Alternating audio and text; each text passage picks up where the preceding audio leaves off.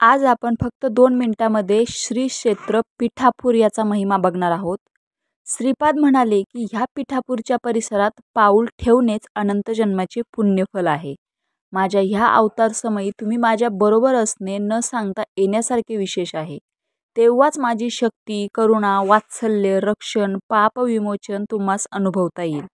माझी जन्मभूमी असलेल्या या बापनाचार्याच्या घरात माझ्या पादुकांची प्रतिष्ठापना होईल. मी पीठिकापूरमध्ये पहाटेच्या समयी आई सुमतीच्या मांडीवर दूध पिईन. दुपारच्या वेळी आई मला दूध भाताचे मधुर असे घास खाऊ घालील.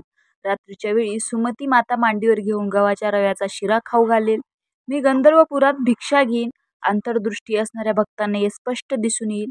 माझ्या जन्मभूमीत माझ्या श्रीपादुकांची स्थापना होणार आहे. महापुरुष, महायोगी, सर्व देशातील लोक मुंग्यासारखे हजारोच्या संख्येने माझ्या दर्शनास दरबारात येतील. ते दत्त दिगंबरा, दिगंबरा, श्रीपाद वल्लभ दिगंबरा, नृसिंह सरस्वती दत्त दिगंबरा असा तन्मयतेने जयघोष करीत नृत्य करतील. मी कालपुरुषाला अनुमती देताच तत्क्षणी न होणारी कार्यक्षणात घडतील. माझ्या नावाने एक महासंस्थान निर्माण होईल.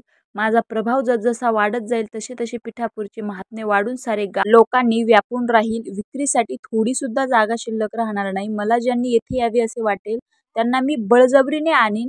कितीही मोठा धनवान असो अथवा महायोगी असो, माझ्या संकल्पाशिवाय पीठिकापूरला येऊच शकणार नाही.